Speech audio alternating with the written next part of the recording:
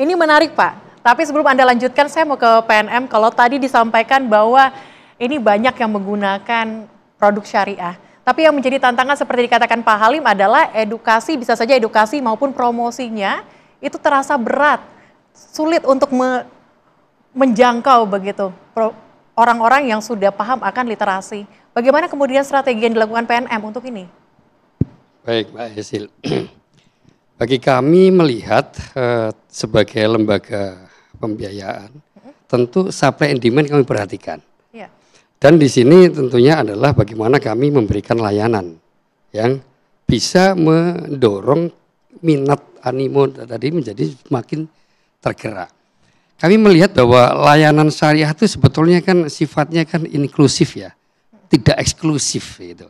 Sehingga tentu hal ini akan sangat terbuka ketertarikan di luar masyarakat yang mohon maaf barangkali yang non muslim pun juga bisa melihat adanya satu nilai-nilai yang lebih dengan layanan syariah kami. Karena PNM kami mempunyai produk khususnya di Mekar Syariah. Ini tidak hanya sekedar memberikan dorongan bantuan dari sisi material dalam finansial, tetapi kami mempunyai satu komitmen memberikan modal utama itu dalam 3 hal. Ada yang modal finansial, itu adalah terkait dengan pemberian pembiayaan secara materi yang kami mempunyai produk Mekar Syariah itu mulai dari 2 juta dan sampai dengan 15 juta.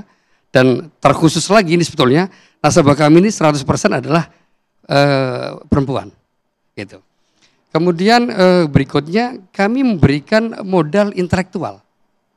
Di mana kami ingin mulai dari bagaimana menyiapkan mental sebagai seorang pelaku usaha, mulai dari yang basic. Tentu niat-niat yang selalu kami tanamkan itu adalah bagaimana nasabah kami ini mempunyai nilai kejujuran, kedisiplinan, kemudian tentunya juga kerja keras untuk bisa memulai usaha. Karena kami segmen kami adalah segmen yang sangat grassroots dari segmen ultramikro. Kemudian dari sisi pemberian modal intelektual ini, kami memberikan pembekalan pelatihan baik itu soft skill maupun juga hard skillnya. Gitu. Hard skill contoh yang paling sederhana adalah bagaimana memberikan edukasi pencatatan sederhana atas usahanya. Kemudian pemasaran ya, ini sesuatu hal yang tentunya sangat penting. Selama ini di situasi saat ini banyak menggunakan fasilitas sosmed misalnya. Edukasi yang kami berikan yang paling mendasar adalah bagaimana nasabah ini melakukan pengambilan foto produknya yang akan diupload di sosmed. Ini sangat krusial ini. Oke, baik gitu. Pak. Kemudian satu lagi Mbak, adalah modal sosial. Modal sosial. Karena kami ini memberikan layanan dalam bentuk group lending sehingga berkelompok. Mereka ada jadwal pertemuan setiap minggu sehingga kami katakan istilah kami adalah pertemuan kelompok mingguan. Disitulah ada kita coba dorong adanya saling kerjasama, saling support, saling sharing. Bahkan di situ juga tidak menutup kemungkinan adanya jejaring-jejaring baru. Baik dari sisi mungkin bahan baku, mungkin dari pemasaran, bahkan ada juga yang berkoloni mempunyai usaha bersama. Ini luar biasa di situ. Oke, berarti ada prinsip-prinsip kekeluargaan begitu ya Pak Praset ya. Tapi kalau dari OJK melihatnya bagaimana? Kalau tadi selain dari edukasi dan juga promosinya yang mungkin ini menjadi kendala, biaya ini juga menjadi kendala Bu, seperti yang dikatakan Pak Halim tadi. Tanggapan Anda? Saya melihat ada beberapa hal lagi ya yang kita lihat dan kita cermati. Ini mungkin salah satu yang menyebabkan inklusi keuangan syariah itu belum tinggi ya. Karena kebetulan karena tugas kami melakukan ya bertemu dengan masyarakat dari mulai Sabang sampai Merauke, dari ujung utara sampai dengan ke selatan. Itu banyak sekali yang sebetulnya ingin membuka rekening di bank syariah contohnya, tapi aksesnya itu nggak terjangkau sama mereka. Jadi tadi Pak Halim menyebut sebenarnya tingkat religiusitasnya sudah tinggi, tapi mereka nggak bisa akses. Jadi kalau kita lihat data itu, untuk jaringan kantor perbankan syariah, itu mungkin 1.100 ada di Pulau Jawa, 800-nya ada di Sumatera, dan selebihnya 200 itu di seluruh Indonesia, bagian Indonesia yang lain. Jadi memang belum rata gitu. Nah sementara nanti balik, kalau gitu bisa lewat digital dong gitu ya. Nah ini digitalisasi juga belum optimal kalau kami pandang. Jadi dua hal ini juga menurut kami merupakan hal yang kenapa inklusi keuangan syariah ini belum merata. Jadi saya pernah melihat ibu-ibu ya yang benar-benar saya tuh pengennya mau bukanya rekening bank syariah. Tapi di sini ibaratnya laku pandainya pun nggak nyampe gitu ya. Jadi itu yang harus kita pikirkan bareng. Kemudian yang ketiga adalah bagaimana SDM yang capable di dalam keuangan syariah itu juga belum banyak. Kalaupun mungkin di kampus-kampus mereka banyak lulusan ya tentang ekonomi syariah dan lain, tapi mungkin yang siap pakai di industri itu juga mungkin belum optimal seperti yang diharapkan. Jadi mungkin harus ada link and match antara dunia kampus dengan dunia industri syariah dan sebagainya, itu harus kita dorong.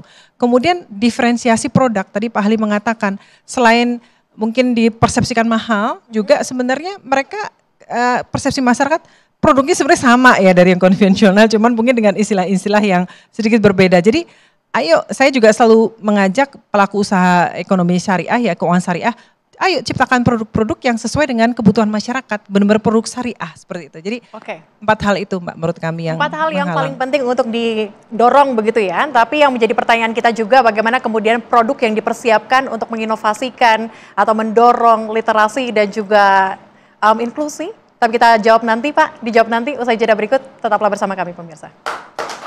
Kalau untuk saya sendiri sih mungkin lebih ke perbankan syariah ya, kan banyak masyarakat yang menginginkan transaksinya itu bebas riba gitu. Tersedianya sih sudah cukup ya, cuman mungkin sosialisasinya aja belum menyeluruh gitu. Mungkin baik di masyarakat beberapa golongan saja, cuman secara penggunaan perbankan syariah ini belum masif gitu.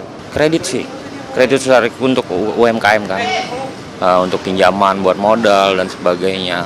Ya masyarakat memudahkan lah, membuka usaha. Lebih banyak sosialisasi sih. Karena masyarakat juga sebagian kan nggak begitu tahu kan soal itu. Ekonomi syariah itu yang saya tahu sistem ekonomi yang sesuai dengan hukum syariat Islam ya. Ya dia tanpa unsur riba ya, katanya kayak gitu deh. Administrasi dan perizinan. Karena banyak yang saya dengar itu masih belum kompetitif dengan bank-bank konvensional.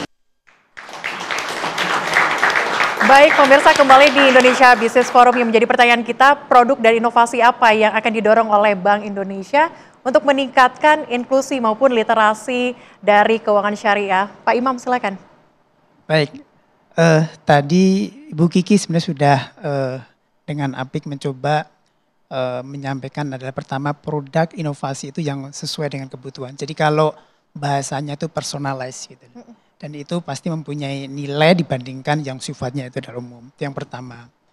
Kemudian yang kedua adalah kita melakukan inovasi produk yang mengedepankan product value atau economic value. Ini apa? Karena mempertimbangkan bahwa konsumen kita itu sebagian besar tipenya ada rasionalis. Jadi kalau kita melihat ada beberapa tipe konsumen, ada yang dia loyalis gitu, ada yang dia konformis gitu ya, ada yang kemudian dia itu apatis, ada yang humanis dan ada rasionalis. Rasionalis ini persentasenya paling besar. Artinya apa? Dia akan mengambil produk itu kalau memang dia punya keuntungan bagi dia. Dia mengesampingkan itu bahkan apakah syariah atau tidak gitu ya. Yang kedua. Nah yang ketiga kita perlu ada platform yang komprehensif dalam bentuk power apps.